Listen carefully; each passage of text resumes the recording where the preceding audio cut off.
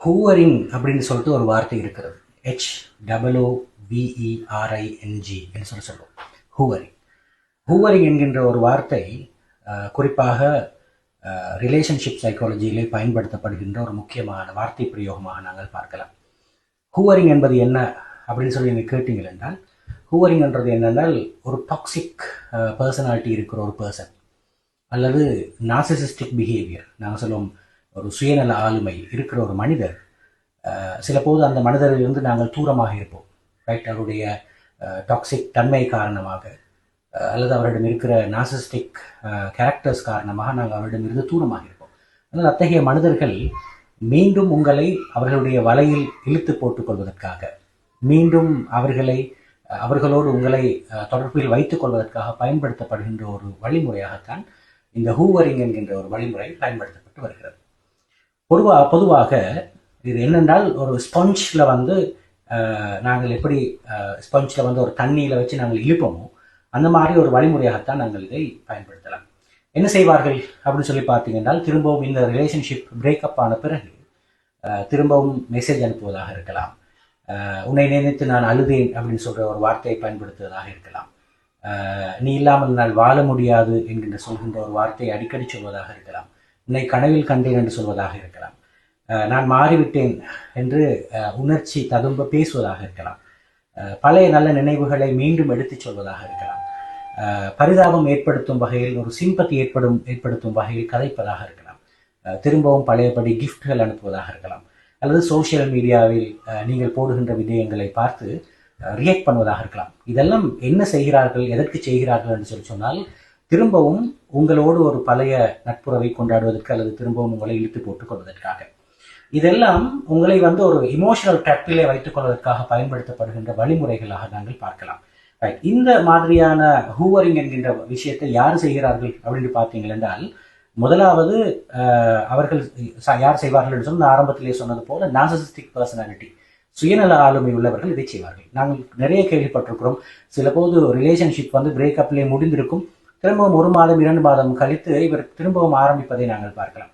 சில போது திருமண வாழ்க்கையிலே இருவரும் பிரிந்து டிவோர்ஸ் ப்ரோசஸ் போய் கொண்டிருக்கிற காலகட்டத்திலே கூட அதாவது திரும்பவும் இந்த மாதிரியான முயற்சிகளில் ஈடுபடுவதை நாங்கள் பார்த்திருக்கிறோம்.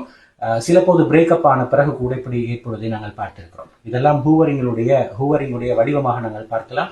ஒரு நார்சிசிஸ்டிக் பர்சனாலிட்டி உள்ளவர் இந்த விஷயத்தை செய்யலாம். ரெண்டாவது நீங்கள் பார்க்கலாம், இமோஷனலி மேனிப்புலேட்டிவ் பீப்புள்னு சொல்வார்கள். எப்பவுமே மற்றவர்களை ஒரு மேனிப்புலேஷனில் வைத்துக் கொள்கிறவர்கள், அந்த மாதிரியான மனிதர்கள் இந்த வேலையை செய்வார்கள். டாக்ஸிக்கான ரிலேஷன்ஷிப் உள்ளவர்கள், அதே போல இந்த பிரேக்கப் ஆன பிறகு தன்னுடைய கண்ட்ரோலை இழந்தவர்கள், இந்த மாதிரியான மனிதர்கள் தான் இந்த ஹூவரிங் என்கின்ற விஷயங்களை திரும்பவும் பயன்படுத்துகிறார்கள் என்று சொல்லி நாங்கள் பார்க்கலாம். சாதாரணமாக பிரச்சனை ஒன்று சேர்வதற்காக பயன்படுத்தப்படுகின்ற வழிமுறைகள் என்பது வேறு, இந்த ஹூவரிங்கிலே பயன்படுத்தப்படுகின்ற வழிமுறைகள் என்பது வேறு. ஸோ இரண்டையும் நீங்கள் குழப்பிக்கொள்ள வேண்டிய ஒரு அவசியம் இல்லை. இப்படியான ஒரு விஷயம் நடக்கிற போது என்ன ஆபத்து நடக்கும் அப்படின்னு பார்த்தீங்கன்னா, நீங்கள் இப்போதுதான் அந்த குறிப்பிட்ட டாக்ஸிக் ரிலேஷன்ஷிப்லேருந்து வெளியே நீங்கள் ஹீலிங் ப்ராசஸில் இருப்பீர்கள். அப்படியான சந்தர்ப்பத்தில் திரும்பவும் இவர் உங்களை பயன்படுத்த ஆரம்பித்தார் அப்படின்னு சொன்னால், உங்களுக்கு திரும்பவும் அந்த ப்ராசஸ் செய்ய முடியாமல் போய்விடும். அதே போல சில விஷயங்கள், பழைய விடயங்கள், நடந்த விடயங்கள், ஏற்பட்ட வழிகள் திரும்பவும் ஞாபகம் உங்களுக்கு பழைய வழிகளை ஏற்படுத்துவதற்கு சந்தர்ப்பம் இருக்கிறது. அதே போல திரும்பவும் அவர்களே நீங்கள் தங்கி வாழ ஆரம்பிப்பீர்கள், அதாவது டிபெண்டன்சியாக வாழ ஆரம்பிக்கின்ற ஒரு நிலை ஏற்படுவதை நீங்கள் பார்க்கலாம். இப்படியான விஷயங்களை எப்படி கையாளலாம் என்று சொல்லி பார்க்கிற போது, நாங்கள் எப்போது சொல்வதும் போல ஒரு கிளியரான பவுண்டரிஸ் நீங்கள் உங்களை ஏற்படுத்திக் கொள்ள வேண்டும். முடியுமாக இருந்தால் இந்த இமோஷனல் மெனிப்புலேஷனை நீங்கள் புரிந்து கொள்ளுங்கள். இது ஒரு ஹூவரிங் என்கிற விஷயத்தை, ஒரு இமோஷனல் ட்ராப் என்கிற விஷயத்தை நீங்கள் புரிந்து கொள்வது மிக முக்கியமான விஷயமாக இருக்கலாம். அதே போல ஒன்று நீங்கள் அவர்களை பிளாக் செய்து விட வேண்டும், அல்லது நோ கண்டெக்ட் உங்களுக்கு உதவியாக இருக்கும். 3. 4வது விஷயம் அல்ல, நீங்கள் இந்த விஷயத்திலே ஃபீலிங் ஆவதற்கு, உணர்ச்சி வசப்படுவதற்கு எந்த தேவையும் கிடையாது. இவர்கள் தொடர்ந்தேர்ச்சியாக நீங்கள் அவரோடு 10 வருடம் பழகி இருக்கிறீர்கள், 5 வருடம் பழகி இருக்கிறீர்கள், 3 வருடம் பழகி இருக்கிறீர்கள் என்றால், எப்படி அவர் ஒரே வகையான பேட்டர்னிலே உங்களை ஏமாற்றி இருக்கிறார் என்பதை நீங்கள் புரிந்து கொண்டால் மாத்திரம் போதுமானது. அதே போல சில போது இந்த சந்தர்ப்பத்திலே உங்களுக்கு புரிய முடியாமல் இருக்கலாம். அவர் மாறிவிட்டாரோன்னு சொல்லி உங்களுக்கு ஒரு சந்தேகம் வரலாம். இன்னொரு சந்தர்ப்பம் ஏன் கொடுக்கக்கூடாது என்கின்ற ஒரு சந்தேகம் உங்களுக்குள் எழலாம். அந்த வகையிலே அவர் உங்களை நிறைய மேனிப்புலேட் பண்ணுவதற்கு ஆரம்பிப்பார். அதனால் இந்த மாதிரியான சந்தேகம் வர ஆரம்பித்தால் நிச்சயமாக ஒரு தொழில்சார் வல்லுநரை சந்தித்து இந்த விஷயங்களை நீங்கள் கலந்து ஆலோசித்து இதற்கான தீர்வுகளை நீங்கள் பெற்றுக்கொள்வது சால பொருத்தமான விஷயமாக இருக்கும். சில போது அப்படியான சந்தர்ப்பம் இல்லாத போது உங்களுக்கு ரொம்ப நெருக்கமான நண்பர்களாக இருக்கலாம், உறவினர்களாக இருக்கலாம், உங்களுடைய நிலைமையை புரிந்து கொண்டவர்களாக இருக்கலாம், இந்த வகையான இமோஷனல் ட்ராக்டரில் நீங்கள் மாட்டிக்கொண்டிருந்தீர்கள் என்பதை இதற்கு முன்னால் அறிந்தவர்களாக இருக்கலாம். அவர்களிடம் நீங்கள் பேசி இது சம்பந்தமான ஒரு முடிவை எடுத்துக்கொள்வது மிக பொருத்தமான ஒரு விஷயமாக இருக்கும்.